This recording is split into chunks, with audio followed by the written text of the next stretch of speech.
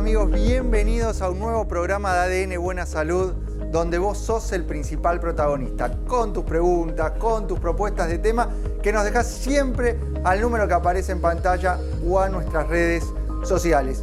En el programa de hoy vamos a hablar de la segunda enfermedad neurodegenerativa más frecuente atrás del Alzheimer. Te estoy hablando del Parkinson. En nuestro país, aproximadamente 100.000 personas conviven con esta enfermedad que va mucho más allá del temblor. Vamos a entender de la mano de un especialista, vamos a tener la visita del doctor Alejandro Anderson, que nos va a ayudar a entender si hay síntomas que nos pueden alertar en la previa, cuánto antes podemos estar orientados hacia un diagnóstico, qué es lo que podemos hacer desde la prevención, cuál es la vinculación genética o hereditaria que hay en esta enfermedad y sobre todo qué novedades hay en la terapéutica, en el tratamiento, porque hay muchos avances. Además te vamos a comentar una noticia que nos marca la falta de uso de los sustitutos de la sal en pacientes hipertensos. Quizás no conocen alternativas para condimentar sus platos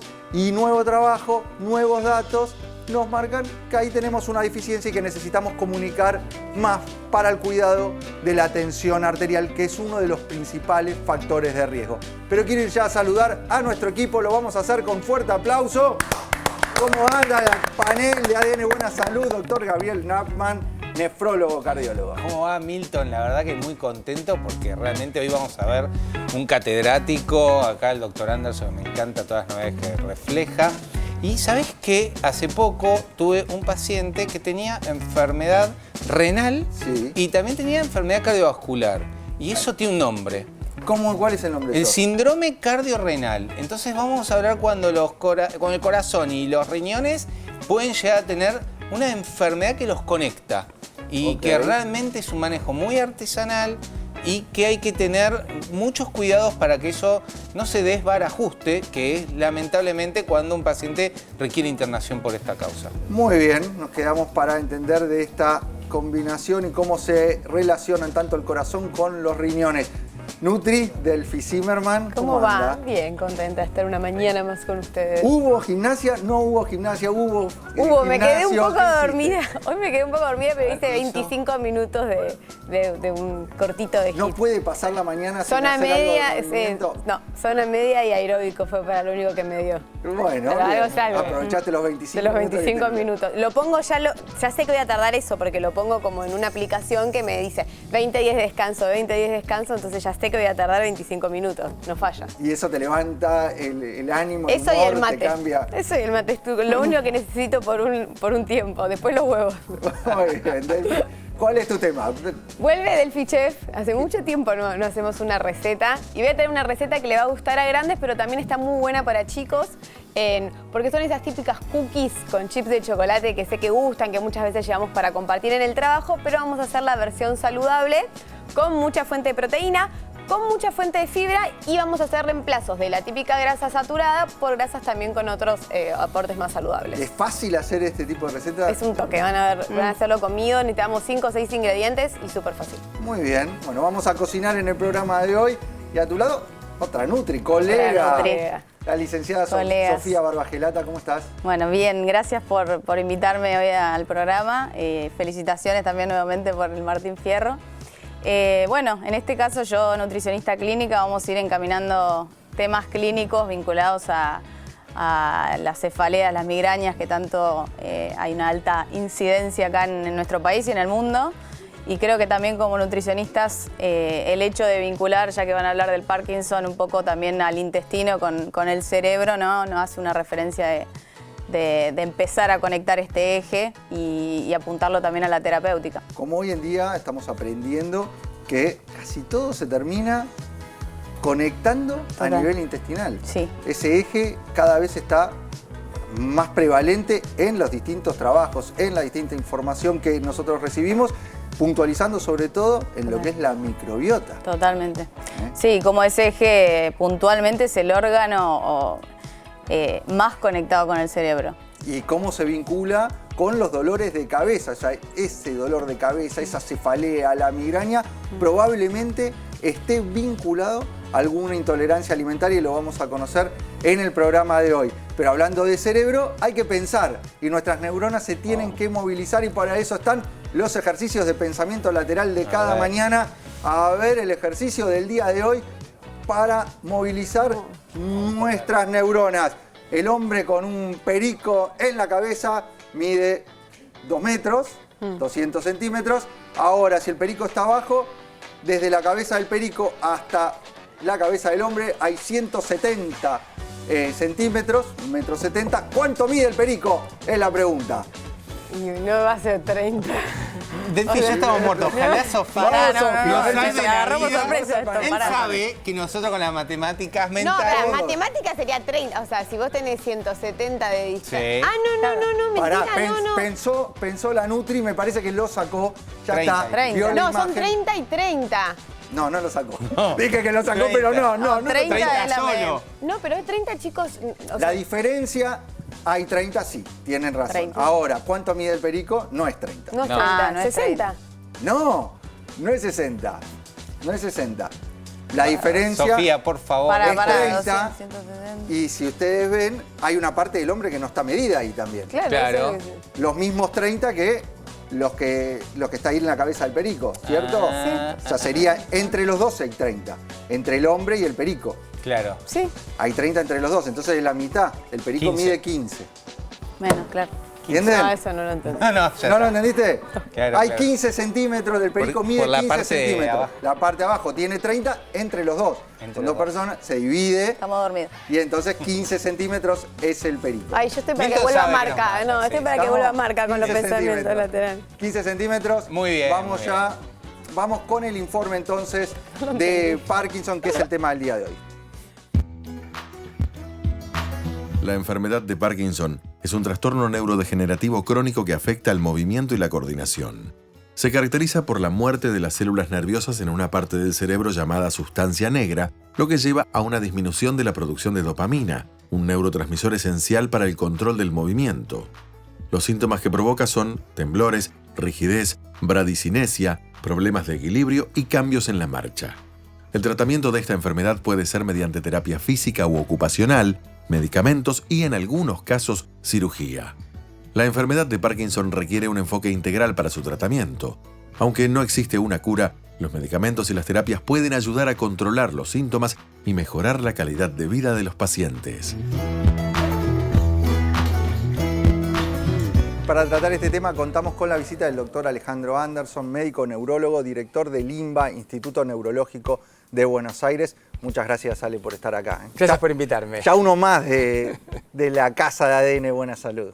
La verdad que es nuestro neurólogo referente y de cabecera, y para hablar de este tema tan importante. Yo decía, la segunda enfermedad neurodegenerativa en cuanto a frecuencia, ¿es así? Exacto, imagínate, por arriba de los 60 años tenés un paciente cada 100 personas. Y además, no es solamente por arriba de los 60, en realidad hay un 5% de pacientes parkinsonianos que tienen 50 y pico o 40 y pico de años, así que tenés gente más joven. Y los pacientes te preguntan, ¿pero por qué tengo Parkinson, doctor? Mira, tenés Parkinson porque perdiste al menos el 70% de las neuronas que fabrican dopamina en el tronco cerebral, un producto, un neurotransmisor que te suaviza los movimientos. ¿Y cuál es acá la idea? Que esas neuronas se pueden perder por un problema genético, porque ya se conocen más de 52 genes, pero también hay otras sustancias químicas, ambientales, etcétera, agroquímicos, que están en estudio y que pueden agredir las neuronas y obviamente lesionarlas. Incluso los golpes en la cabeza, pensemos en la demencia pugilística, por ejemplo. Y si uno habla de Parkinson, directamente piensa en el temblor. Más allá de los temblores, ¿hay otros síntomas? ¿Hay síntomas previos a los temblores? ¿Qué es lo que podemos tener en cuenta? Por eso es muy importante, porque el Parkinson, uno siempre se hace la imagen de la persona que está rígida o que tiembla. Pero saben, el Parkinson tiene síntomas motores y no motores. Y en general son los síntomas no motores por los cuales empieza la enfermedad.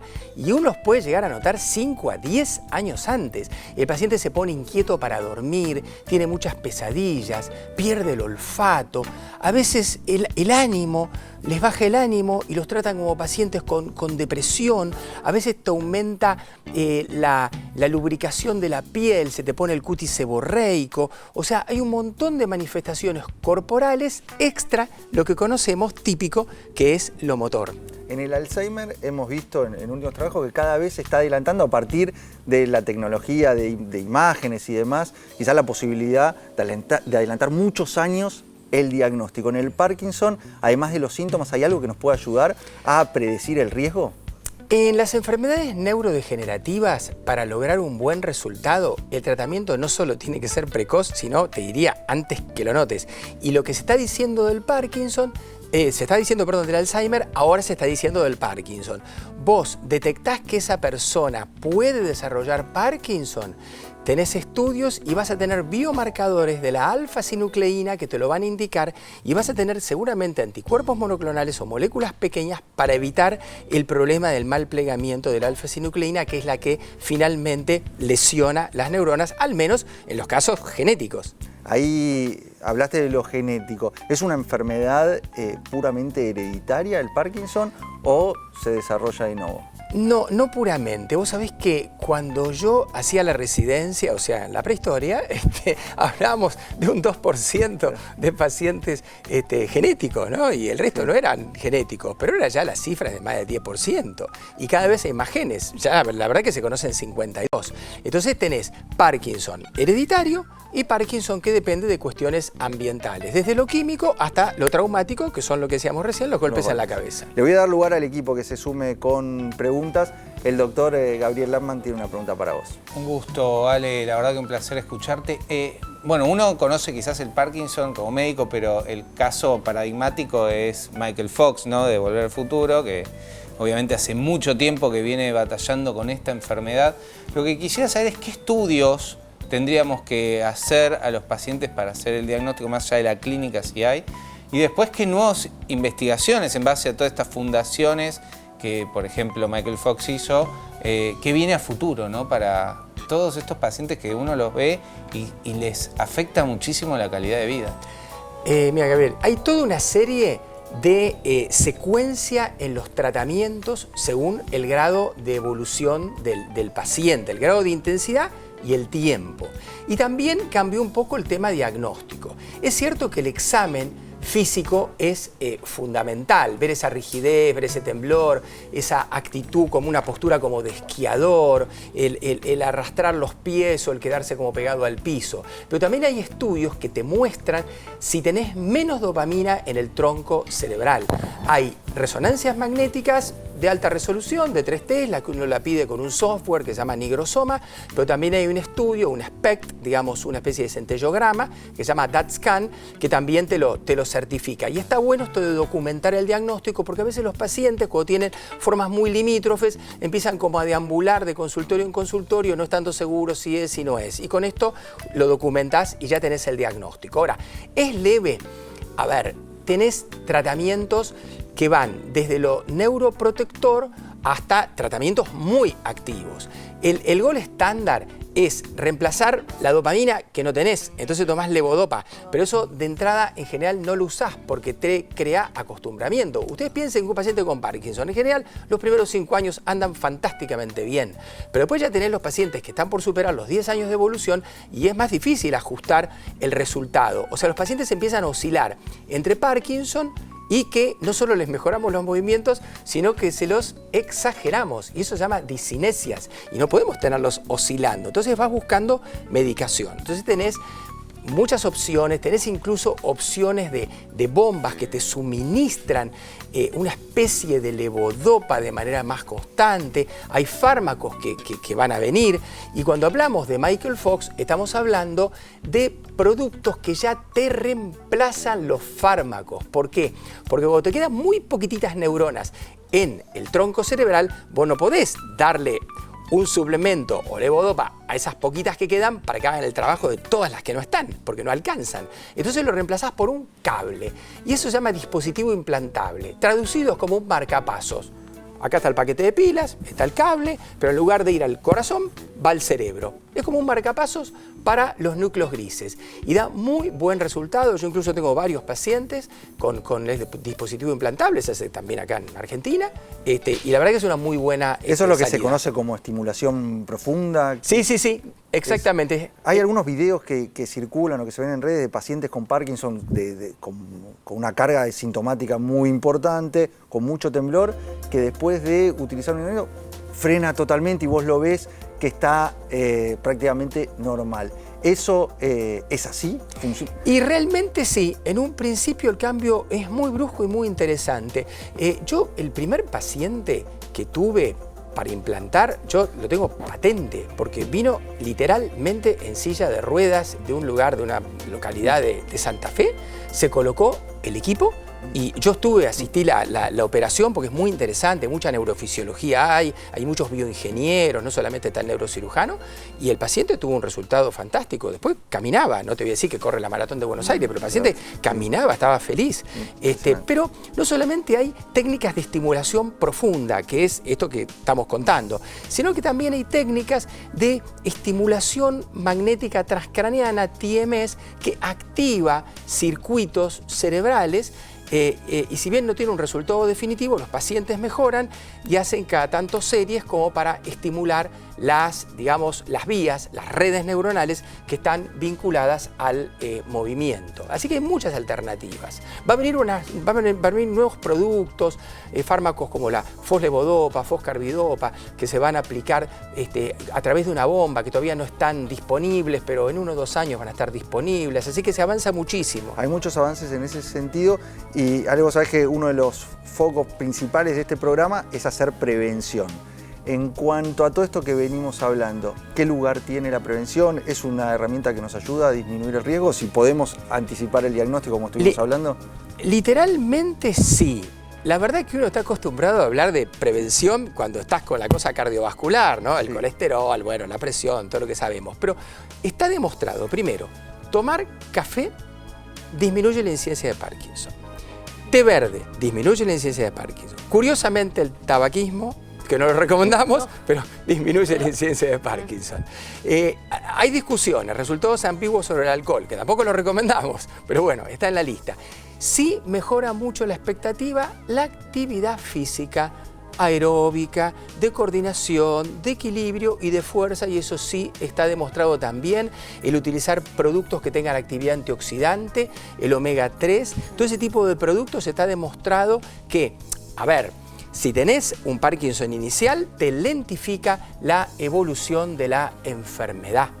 Y si uno, todavía no lo tiene, pero ya tiene esos síntomas no motores que te lo anticipan y te hiciste el estudio y te demuestra que sí, que es cierto, van a aparecer los síntomas parkinsonianos motores más tarde. Eso sí está demostrado, así que vale la pena cuidarse para lentificar o para prolongar el tiempo de aparición del Parkinson. Y más adelante vamos a tener productos que se van a poder utilizar para literalmente controlar o frenar esta evolución neurodegenerativa tan frecuente.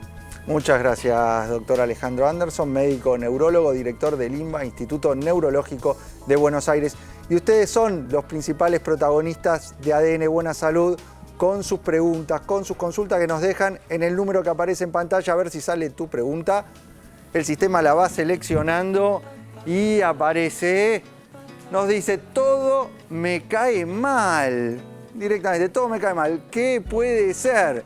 Directo. Para la Nutri, vamos a desarrollarlo con la Nutri. Solucioname la vida, Nutri. Todo me cae mal, todo me cae mal. ¿Por dónde empezar? ¿Por dónde arrancamos, Nutri? A ver. Yo le doy el lugar a Sofi, que sé que es especialista y recibe mucha gente con trastornos panelista invitada del digestivos. día de hoy, la licenciada Sofía Barbagelata. Bueno. ¿Qué hacemos en este caso? Todo me cae mal. Primero que obviamente a veces generalizamos, ¿no? Un panel de pensar que como ya venimos arrastrando síntomas clínicos digestivos sobre todo, ya asociamos a que la alimentación en su totalidad nos cae mal en todo sentido.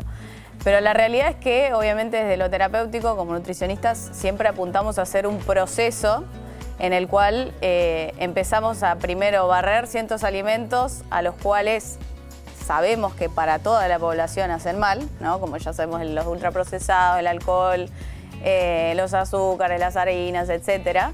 Y empezamos a tratar de reponer un poco ese sistema digestivo, ese aparato digestivo. Y ahí empezamos a identificar si realmente hay algunos alimentos de buena calidad que empiezan a ser mal tolerados en el cuerpo, ¿no? en la alimentación y en la digestión. La realidad es que hoy en día existen varios déficits enzimáticos o varias intolerancias digestivas a las cuales muchos hacen referencia. Una de las más comunes es la intolerancia a la lactosa, por ejemplo, pero algo que estamos viendo muy frecuente es el déficit de DAO o la intolerancia a la histamina. Es una de las causas. Nosotros siempre marcamos en estos casos la importancia de hacer el diagnóstico, de descartar una causa orgánica. Y una vez que estamos dentro de las funcionales, empezamos a ver cada vez más estos casos de deficiencias de distintos tipos de enzimas. Las enzimas digestivas a partir de los 40 años tienden a bajar, con lo cual es importante la consulta con tu médico, con tu nutri para hacer el seguimiento. Pero nos tenemos que meter ya con las noticias. Nuevo estudio nos marca que las personas evitan utilizar los sustitutos de la sal, incluso aquellas que son hipertensas. Un reciente análisis presentado en las sesiones científicas de hipertensión de la American Heart Association muestra que menos del 6% de los adultos en Estados Unidos usan sustitutos de la sal, aunque muchos padecen presión arterial alta. Aún entre quienes ya están bajo tratamiento o tienen hipertensión difícil de controlar, la adopción de estos sustitutos apenas llega al 10%. Los investigadores apuntan que estos sustitutos son una estrategia simple, económica y efectiva para reducir la ingesta de sodio y mejorar el control de la presión arterial, pero también destacan barreras como la falta de conocimiento sobre su existencia, el sabor, la costumbre con la sal típica, los hábitos alimentarios y la poca conversación entre pacientes y profesionales de la salud sobre esta alternativa. En conclusión, el bajo uso de sustitutos de la sal representa una oportunidad desaprovechada para prevenir enfermedades cardiovasculares, especialmente en poblaciones con hipertensión. Se recomienda que médicos y sistemas de salud fomenten su uso como parte de las estrategias de control de la presión arterial. Hipertenso está claro que tienen que tener un cuidado en el manejo del exceso del sodio en su dieta. Los sustitutos de la sal son una alternativa, pero este trabajo nos marca que menos del 6% de la población los utiliza. Sí, hay algo que es interesante con la hipertensión, que todo el mundo me dice, porque en las redes sociales a veces digo, limitar el consumo de sal, y dice, pero doctor, la sal no pasa nada. Hay algo que es así, hay gente que tiene sal sensibilidad y hay gente que no.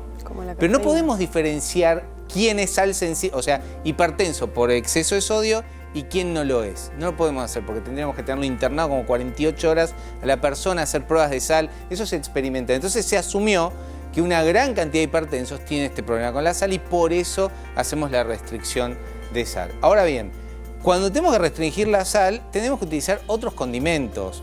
¿Por qué? Porque lo que puede tomarse son menos de 2.500 miligramos por día de sal. Hice así porque es el blister de la aspirina, en la que usamos nosotros para... Bueno, eso es lo que puedes consumir de sal total por día, con los alimentos.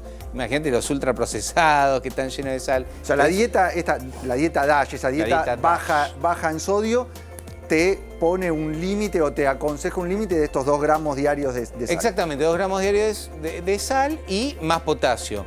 Entonces, tendríamos que realzar el gusto de los alimentos, el sabor de los alimentos con diferentes otros condimentos. Claro, ¿no? Porque el reemplazo de la sal, decís, en lugar de cloruro de sodio, utilizo cloruro de potasio y a veces el sabor no es lo mismo. Pero tenemos la alternativa de condimentos. Darle sabor a la comida, eso está claro. Tenemos que darle un gusto que pueda ser de disfrute, que a nivel del paladar pueda ser algo rico. Y tenemos la herramienta de los distintos condimentos que los podemos combinar, que podemos utilizar las distintas especias. Y no lo hacemos. Bueno, fíjate que las poblaciones originarias, indígenas, no utilizan ningún tipo de condimento y consumen diferentes alimentos. Ahí Delfina me estaba comentando que el limón realza el gusto de los alimentos, pero también puedes utilizar orégano, pimentón, curry, ¿no?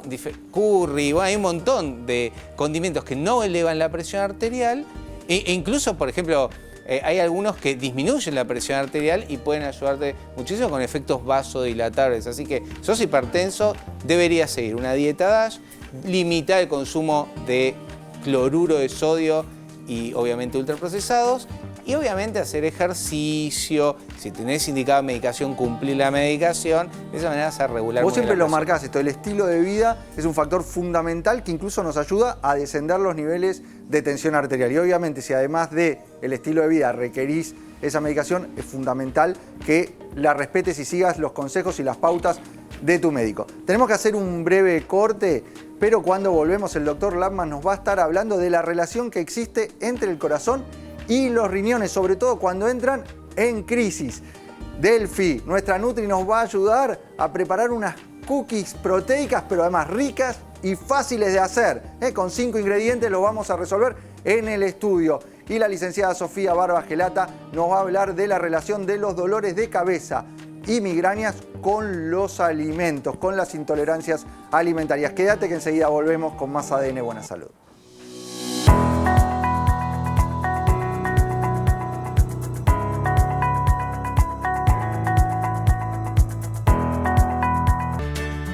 Seguimos con más ADN Buena Salud, el programa que te tiene a vos como principal protagonista con tus preguntas, con tus propuestas de tema, que nos dejás en el número que aparece en pantalla o en nuestras redes sociales. Te adelantamos que íbamos a cocinar. En el programa de hoy íbamos a hacer una cookie proteica y para eso a mi lado la licenciada Delfina Zimmerman. ¿Todo bien?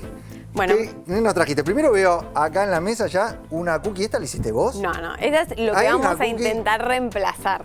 Esto es un ultraprocesado. Claro, es un ultraprocesado. ¿Esto es lo que no tenemos que comer? A ver, pasa algo si un día lo comemos, no. Pero como muchas veces si nosotros tenemos esa cultura de juntarnos a tomar el té, de llevar algo para compartir, y mismo a veces tenemos ganas de merendar cosas distintas, está bueno tener alternativas que más allá de darnos ese gusto o ese placer de una cookie, nos estén aportando además nutrientes que necesitemos, como proteína, como fibra, y mismo para los chicos es una muy buena manera, por los colores o por esto de los chips de chocolate que tienen, de hacerlos comer algo saludable. Sí, los adolescentes en actividades y demás, cuando se llevan, se terminan llevando como colación o como merienda ultraprocesados. ¿En qué momento esta cookie que vamos a hacer se podría llegar a comer? ¿Como snack, dijimos? ¿Va como en un desayuno? ¿Cómo la ves? Podría ir para cualquier cosa. A mí me gusta y siento que sirve mucho de lo que más me piden de cosas para la tarde. Mismo hasta de un preentreno termina cubriendo un montón de nutrientes que necesitamos, así que podría ser un preentreno, podría ser una buena merienda acompañada de una infusión, de una fruta, termina teniendo como buenas propiedades. ¿Puede ser parte de un tratamiento para el descenso de peso, para bajar de peso? Seguro, seguro, porque a nivel nutricional tiene mucha proteína, que es lo que nos va a dar saciedad, entonces no son esas galletas que vos tenés esa necesidad de comer más y no controlar y generar picos de azúcar, no tiene pensar azúcar agregados, tiene como el dulzor propio natural de cada ingrediente que sumemos y con la fibra y la proteína vas a llevar con más control a la próxima comida, entonces podría ser una alternativa. ¿Nos prometés que es fácil de hacer? Es muy fácil de hacer. ¿Cuáles son los ingredientes que vamos a necesitar para hacer esta cookie proteica? Bueno, te los voy mencionando y los voy agregando acá a la preparación. Dale, vamos a preparar. Primero siempre arrancamos con los sólidos. Así que para arrancar, la base que tiene es avena. ¿Sí? Ok. A ver, ¿qué es la avena? Es un cereal con muy buena fuente de proteína y muy buena fuente de fibra en comparación a otros cereales. Usás avena. Soy celíaco. Ahí está. No puedo Media utilizar avena, o no se me recomienda porque hay avena sin gluten. ¿Con qué la puedo reemplazar? Bueno, eso iba a mencionar de la avena. Si bien la avena yo tengo sentimientos encontrados porque es un muy buen cereal para reemplazar y sobre todo harinas refinadas o a la harina de trigo, ya esto que tiene más fibra, a mucha gente por la cantidad de fibra que tiene o le puede generar inflamación, por eso siempre recomendar cocinarla y usarla tradicional, no las procesadas.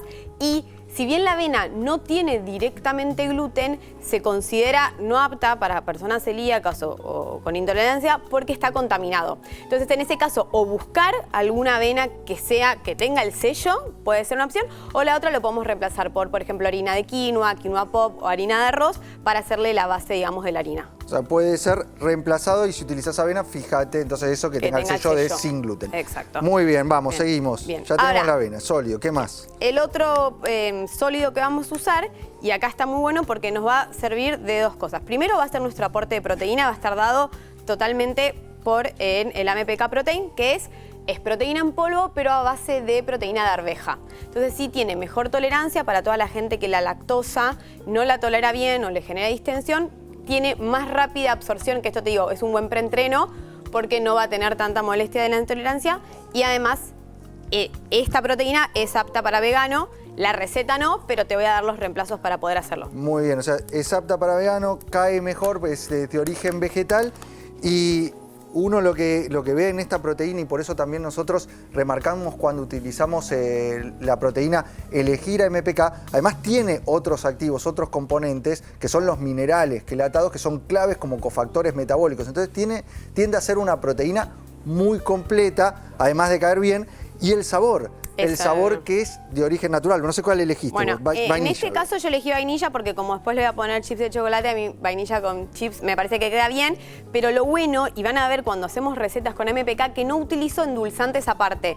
Porque la proteína ya viene endulzada y de manera natural. Por ejemplo, la de banana, que también quedaría muy bien, viene con la banana deshidratada. La de frutilla deshidratada. En este caso uso vainilla, es la vaina de vainilla y... Otra, si sos muy fan del chocolate, puedes usar cacao con cacao, que nunca viene mal. ¿Cuánto le agregás? Una scoop. Media taza de avena, una scoop de MPK Protein de vainilla en este caso. Con una scoop ya estás aportando 17 gramos de proteína. Por eso te digo que eso además aporta saciedad, el sabor, o sea, es muy importante y es una estrategia muy buena para reemplazos. O sea, hay mucha gente que también le resulta muy fácil usar MPK Protein preentreno en un batido o post, depende cómo lo combinas, quizás antes con una fruta, después solo. Pero a mí, como me gusta mucho esto de poder agregarlo a preparaciones, porque es otra manera también más fácil de llegar al aporte proteico que necesitamos, que es muy difícil que lleguen. No todos llegan. Tenemos que estar entre las 4 comidas variando depende de la persona, pero 20 a 25 gramos de proteína, así que... Muy bien, sigamos avanzando en esta receta, que ya tenemos la avena, tenemos a MPK Protein como los sólidos y empezamos a mezclar Bien. algo. Sí, voy a agregarle a los sólidos la cucharita de polvo de hornear, que básicamente es para que en horno agarre, sea más esponjosa. Un toquecito fue eso de... Sí, es un toque, es una cucharita. Y acá vamos con los líquidos, que sería un huevo. Muy bien. El huevo, más proteína además estamos aportando y otros nutrientes. ¿Qué pasa? Una experta en abrir los huevos, se le cae un poquito de la cáscara. Si queremos hacerla vegana, ¿con qué podemos reemplazar el huevo? Bien, en este caso el huevo no va a tener tanto esta función, más allá que va a sumar al aporte proteico, en realidad es más para unir. Entonces, si queremos reemplazarlo y hacerlo vegano, podemos dejar en remojo una cucharada de chía con un poquito de agua. Eso genera como un mucílago que sirve mucho de unión, o banana pisada. Cualquiera de los dos nos va a ayudar a unir. Me gustó. ¿Cuánto aporta en cuanto a proteína un huevo? Un huevo, 6 gramos de proteína. Pero bueno, ya son los 6 más los 17 que tenemos acá, 23, mira qué bueno estoy con las matemáticas, ya tenemos, y la pasta de manilla son 8 gramos, en realidad como son 2 cucharadas van a ser otros 15 gramos de proteína, ya estamos súper arriba. Bueno, vamos, seguimos avanzando. Pasta de maní. Y por último, esto es el reemplazo del típico aceite o manteca con grasa saturada, por ahí que aporta las típicas cookies. En este caso le vamos a poner pasta de maní, que es una grasa más natural porque solo es está el maní procesado. Y además tiene grasas monoinsaturadas, que hoy son mejores que las saturadas, 2. Muy bien, seguimos sumando entonces. Ahí mezclamos ya directamente. Acá mezclamos todo. Lo que sí... ¿Y qué se va a formar como una masa? Esta masa vamos a hacer bolitas y los chips, hay gente que se los agrega acá. El tema para mí acá es que te vas mucho en cantidad. Yo después les pongo unos 5. A vos lo decorás, el chip de chocolate se lo pones después como un detalle. Claro, para no pasarnos, porque si le tiro todos estos chips después ya pero no sabemos. lo podrías incluir en la preparación si lo tenés medido y contado. Pero no sabés cuánto le queda a cada uno. Yo le pongo los... Bueno, si haces una mezcla homogénea debería estar bien distribuido. Chips. Bueno, entonces, una vez que tenemos eso, ¿qué vamos a hacer? Las bolitas, esto va a ir al horno, Lo vamos a poner en una placa de horno y es un horno medio más o menos por 15 minutos. Ok. Entonces, bolita, aplastamos un poco, ahí van. ¿Cuánto le pones de esos chips? 8. Oye, los cuenta, la Nutri no deja pasar de 8. Bueno, y seguís sumando y con esto ya tenés... Al horno 15 minutos, más o menos la porción, sí. 3. 3 es una buena porción. 3 galletitas es una buena porción. Con esta mezcla que hicimos, ¿cuánto sacamos? ¿Cuántas cookies vamos a poder sacar? Y 10, por ahí. 10 de ese tamaño. Sí, O sea, ¿vos querés 9. 3 de ese tamaño en la porción? Sí. Vamos un poquito más grande, No, ¿no? pero no sabés la saciedad que te da. Esto tiene pasta de maní, avena, proteína, huevo. Te juro que no te vas a quedar con hambre. Vas a ver. No, bueno, entonces horno 15 minutos y ya tenemos estas cookies. Pruébenlas y nos ¿Hay mandan receta? fotos, Hay receta, a ver, mientras la Nutri sigue preparando las cookies proteicas, vemos la receta.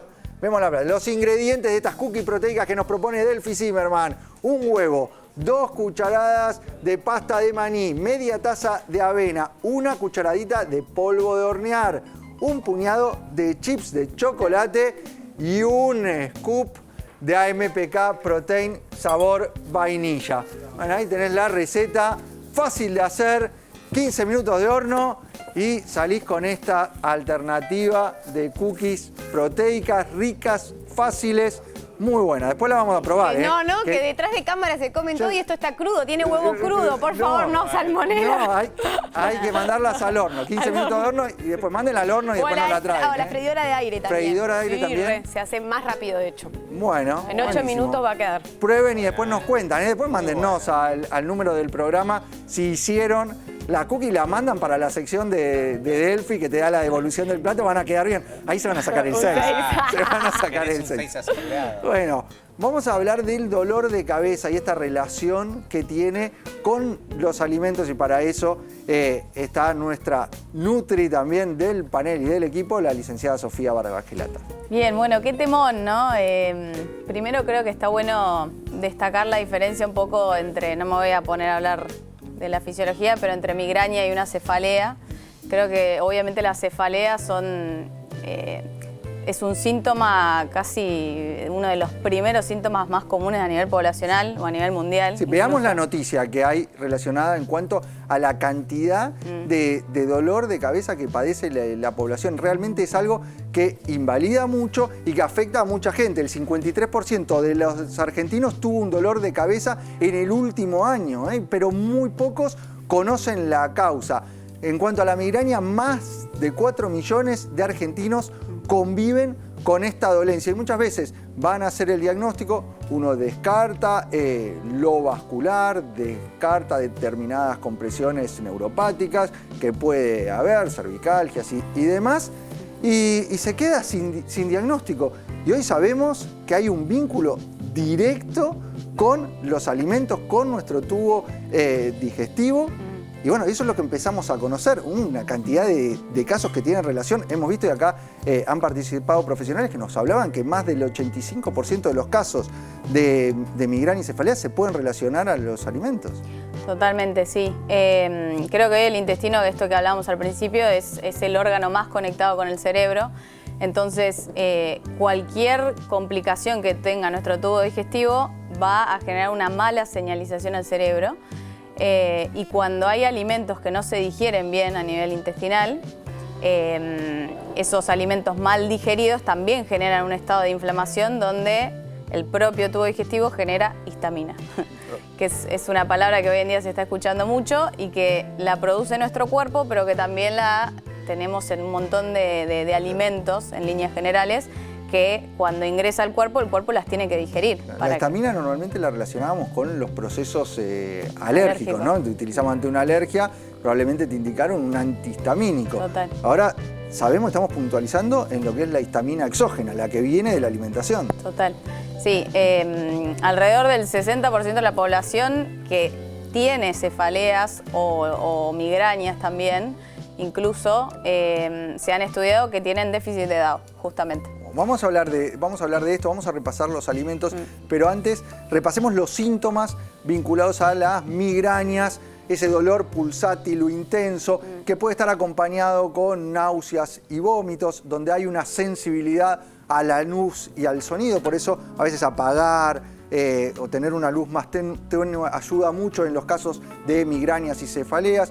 Aparecen cambios visuales, algunos casos con aura antes del dolor de cabeza, que anticipa que se va a venir esa migraña y a veces se acompaña con síntomas de hormigueo en todo el cuerpo. Esos son los síntomas, pero si hablamos de los alimentos, estos que pueden estar vinculados a todo este cuadro, ¿cuáles son? Bien, hay diferentes alimentos que tienen una carga alta de histamina, justamente que es esta molécula que se tiene que digerir por nuestro propio tubo digestivo. Como por ejemplo la espinaca, la berenjena, la palta, el tomate. Los cítricos tienen una amina parecida a la histamina, pero que también es muy parecida, que podrían llegar a complicar. El chocolate también está muy vinculado a una liberación de histamina del propio sistema digestivo. Los frutos secos también podrían generar una liberación de histamina en el cuerpo. ¿Los fermentados? Los fermentados, todos los alimentos que tienen una alta maduración o fermentación son... Los quesos. Sí, los quesos más duros o que tienen como, bueno, el típico queso brie, roquefort, que tienen una generación de hongos, ¿no? Y que son espectaculares, pero que en ciertas personas, por no poder metabolizar bien esta histamina, pasan a ser complicados. ¿Y las proteínas, pescados y los carnes? Los pescados blancos no tendrían tanto problema. Sí, obviamente hay que tener mucho cuidado con la conservación de los pescados, porque el proceso de la generación de histamina depende mucho de las temperaturas, de la conservación y demás. Entonces, buena conservación, pero por ahí los pescados azules o los más grasos son los que más contenido. O sea, el tiempo, o mariscos. el ser un alimento añejo aumenta la generación de histamina. En el vino, por ejemplo. El vino también, el alcohol de por sí no solo tiene histamina, sino que bloquea las vías de eliminación de la histamina. Estamos viendo alimentos muy frecuentes en nuestra dieta, en nuestra diaria. Veamos la placa para repasar estos alimentos que estuvimos mencionando. Por ejemplo, el vino tinto, la cerveza, sidra, frutas cítricas como la frutilla, ananá, banana, aparecen como generadores o liberadores de histamina. Embutidos, salsa de soja, vinagre, pescado azul, carnes procesadas, tomate, berenjena, espinaca, palta, chocolate, cacao, nueces, infusiones como el café, té, también aparecen ahí. Bueno, fíjate que estamos repasando alimentos que están en nuestra vida diaria. Entonces, a ver, ¿cómo sería? Uno relaciona el consumo de alguno de estos alimentos con el dolor de cabeza y otros síntomas que pueden estar relacionados con esta histamina presente en esos alimentos. ¿Ahí haces o te orienta el diagnóstico? El link. Sí, una parte podría llegar a ser la mala tolerancia a estos alimentos, porque justamente es evidente que tal vez la persona tiene una dificultad en la metabolización por esta enzima que se llama DAO, que puede ser por un origen genético, que puede estar relacionado, o puede ser también por un origen adquirido, que tiene que ver con, tal vez, esa persona ya lleva con un proceso de inflamación digestiva y eso condiciona a la enzima DAO y baja su actividad. Entonces, estos alimentos cuando ingresan, si son consumidos en mucha cantidad y de golpe, sobre todo, en la cotidianidad, no se digieren bien y se empieza a acumular esta histamina en el cuerpo. Y esa acumulación pasa a ser sistémica luego y empieza a acumularse en diferentes sistemas, dentro de los cuales hay un porcentaje obviamente que genera inflamación a nivel cerebral. No digo que la histamina pase a nivel cerebral, pero sí se produce mucha histamina en el cerebro y ahí ejerce esa función Es un todo, porque la alimentación que llevamos o el exceso de ultraprocesado, nuestro estilo de vida, que va afectando a nivel intestinal, entonces también va afectando esta enzima que digiere la histamina. Veamos entonces en esos casos cuando está el síntoma, en este caso dolor de cabeza, pero puede ser urticarias, síntomas gastrointestinales mismos, picazón, que se te pone algo rojo y demás, la piel después de comer alguno de estos alimentos. Tenemos hoy en día la posibilidad de tratarlo a partir de la suplementación y esto lo hemos hablado con la aparición en nuestro país de Daosima, que es la alternativa para aportar la enzima DAO original, que es la que suele faltar o la que necesitamos suplementar en los casos donde tenemos detectado o estamos orientados hacia una deficiencia de DAO. Veamos entonces una placa para entender cómo actúa, cómo nos ayuda la Daosima y sobre todo lo que es el enfoque terapéutico en estos casos. Sería por un lado la dieta con baja carga de histamina, trabajar con el estilo de vida, con la higiene del sueño, aumentando la actividad física, el ejercicio, el manejo del estrés y la suplementación con la Daosima, que es la enzima original que hoy está disponible en Argentina. El enfoque es este. Totalmente. Gran parte tiene que ver con trabajar sobre todo el sistema digestivo y el aporte que me parece espectacular que haya llegado a Argentina de la enzima DAO, que es la Daosima acá como marca comercial, nos ayuda a la terapéutica a digerir mejor y justamente no restringir de más ciertos alimentos que son súper saludables, importantes para la Claro, porque alimentación. el tratamiento, si no tenés la enzima disponible, se focaliza únicamente en lo dietético, en restringir al máximo Exacto, los y liberadores no se de trata histamina. solo de sacar, justamente se trata de modular a esta microbiota, modular, volver a recuperar la función completa del tubo digestivo, y la enzima DA o la DAO-cima ayudaría justamente a este proceso de recuperación. Igualmente tenés que bajar la carga. Bajar la carga de histamina al principio, sí, pero después se hace una reintroducción, y en esa reintroducción en muchos casos la enzima viene muy bien como ayuda terapéutica para digerir mejor y no generar síntomas. Porque recordemos que a veces los síntomas también, cuando uno empieza en un proceso de reintroducción, el paciente o la persona viene con mucho miedo, y eso también ayuda a nivel emocional, digamos, a sentirse más seguro. Eso le cambia la vida al paciente, porque esto En es lo que muchos yo casos sí. entendí en muchos de mis pacientes que están con este problema, es que es un antes y un después con la DAO-cima y la dieta, ¿no?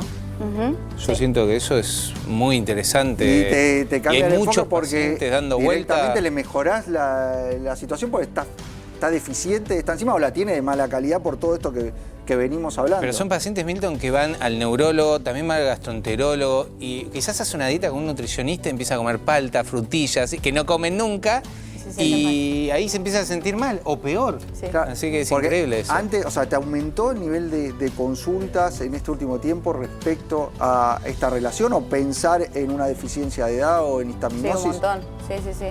¿Hay más conciencia de Hay más esto? conciencia, se está hablando mucho del tema también, y bueno, es importante obviamente entender que la histamina no es la mala de la película, sino que hay que aprender a conocerla y a modularla en el cuerpo, mejorando justamente su función, que es parte de la fisiología, pero también su eliminación del cuerpo. Muy bien, muchas gracias, Sofía Gracias a Barbagelata. La DAO-cima que estuvimos hablando, como cualquier suplemento, el lugar donde lo conseguís es en la farmacia. Siempre focalicemos esto sobre los activos nutricionales originales. En este caso lo pedís directamente así con tu farmacéutico como DAO-cima, que él te va a poder ayudar y asesorar.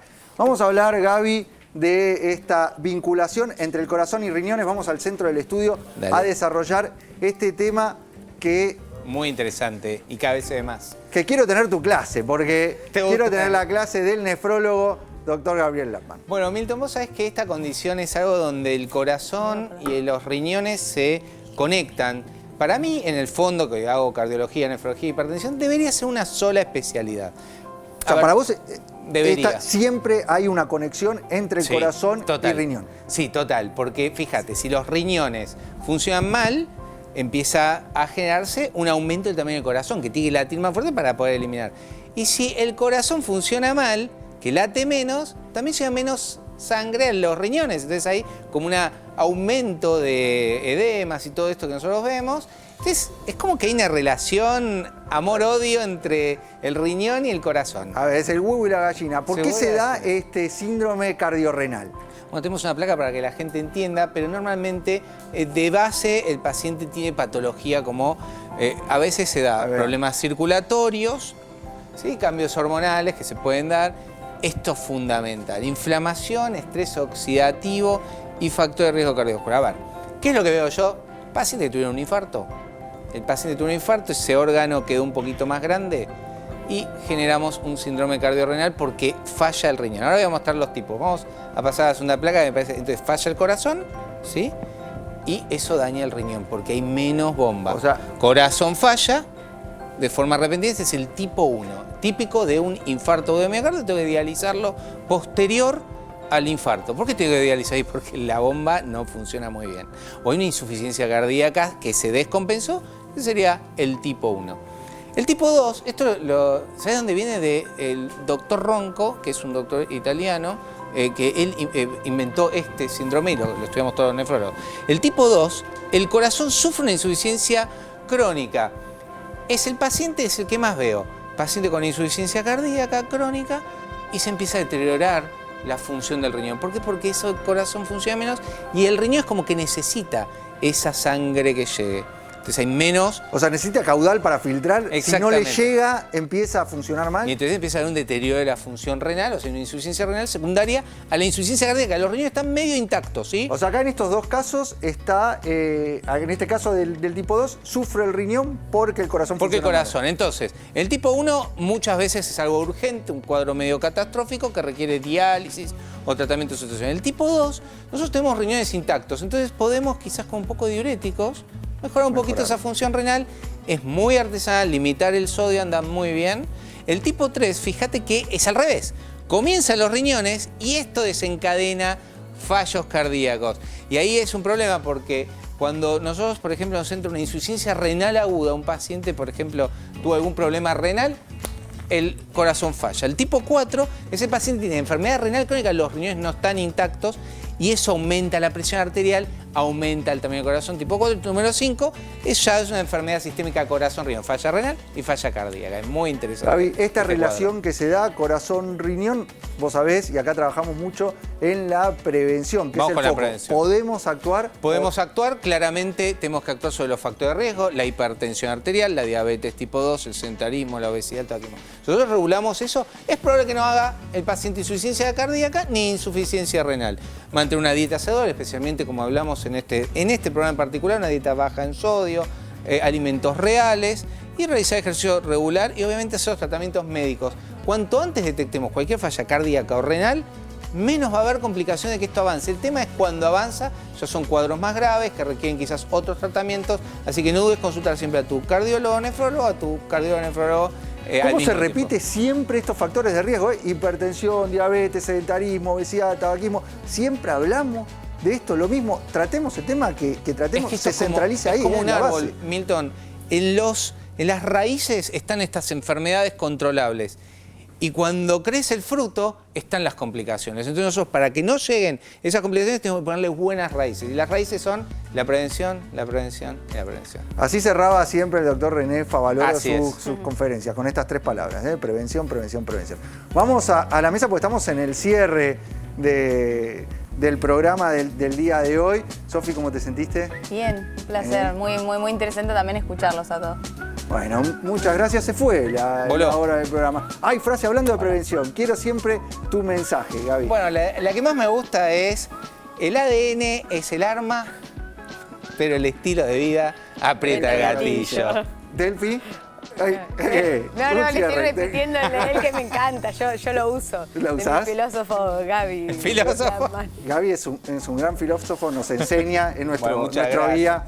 Quedan las líneas de comunicación abiertas, como siempre ustedes pueden ahí dejar su pregunta, su propuesta de tema, lo hacen en el momento que quieran, lo mandan ahí o a nuestras redes sociales. Nosotros nos tenemos que despedir, pero nos volvemos a encontrar en la televisión pública haciendo mucho más. ADN, buena salud.